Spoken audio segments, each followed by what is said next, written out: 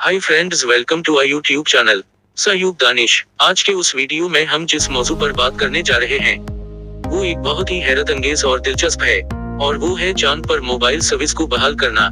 जी हाँ, यानी ऐसा सिस्टम कि अगर आप चांद पे है तो आप चांद से डायरेक्ट जमीन पर कॉल कर सकते हैं।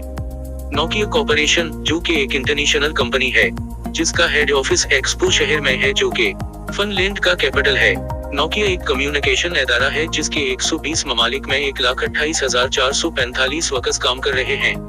नोकिया 150 ममालिक में सालाना 50 अरब यूरो का कारोबार कर रहा है और 5 अरब यूरो का सालाना कमाने वाला अदारा है। आपको ये जानकर हैरत होगी कि यही नोकिया जो कि आजकल हर छोटे बड़े की जुबान पर है।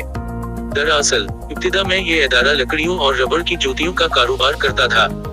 नोकिया ने अपना पहला मोबाइल फोन 1972 में बनाया था और अब नोकिया मोबाइल फोन और कम्युनिकेशन के शिबा में आलमी शहरत रखता है और आलमी शहरत के एतबार से 5वें नंबर पर है। मोबाइल फोन बनाने वाली मशहूर कंपनी नोकिया ने चांद पर दुनिया का पहला नेटवर्क कायम करने का मंसूबा बना लिया है। ये मंसूबा अमेरिकी खलाई अदारा नासा के साथ मिलकर तरतीब दिया गया है। नोकिया चांद पर ऐसा नेटवर्क तैयार करेगी जो चांद पर मुश्किल सूरत हाल में भी लैंडिंग को पॉसिबल बना सकेगा। नोकिया का कहना है कि वो 5G के बजाय 4G टेक्नोलॉजी का इस्तेमाल करेगी, क्योंकि दुनिया में उसका ज्यादा इस्तेमाल किया जा रहा है, उस पर ज्यादा भरोसा किया जा सकता है। ये नेटवर्क खलाबाजों को ऑडियो और वीडियो कम्युनिकेशन की सहूलत पहुंचाने के साथ साथ टेलीमेट्री और बायोमेट्रिक डेटा का तबादला करने में भी मदद फराहम करेगी। नोकिया का कहना है कि वो 5G के बजाय 4G टेक्नोलॉजी का इस्तेमाल करेगी। उस मकसद के लिए अमेरिकी रियासत टेक्सास में मौजूद स्पेसक्राफ्ट कंपनी और इनोवेटिव मशीन्स से डील की है, जो चांद पर कम्युनिकेशन सिस्टम पहुंचानेगी। कंपनी की जानिब से जारी बयान में कहा गया है कि चांद पर पहले 4G LTE प्रोवाइड करेगी और उसके बाद 5G नेटवर्क भी मुतारिफ करवाया जाएगा।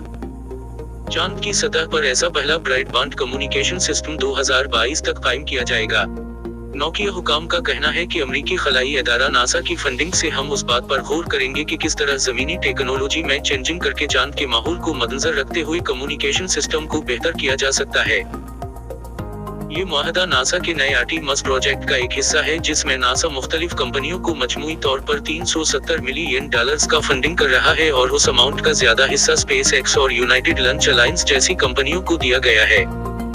दोस्तों, जब 2022 में ये मिशन कंप्लीट हो जाएगा तो एक खलाबाज जो कि चांद पर होगा या फिर जमीन और चांद के दरमियान खला में हो, डायरेक्ट अपने सेल फोन से अपने घर बात कर सकेगा। दोस्तों, आपका उस बारे में क्या ख्याल है? कमेंट में अपनी राय जरूर दें। अगर वीडियो अच्छी लगे तो चैनल को जरूर सब्सक्राइब करें और साथ ही साथ में बेल के आइकन को जरूर दबाएं, ताकि आपको हर आने वाली न्यू वीडियो बर वक्त मिल सके।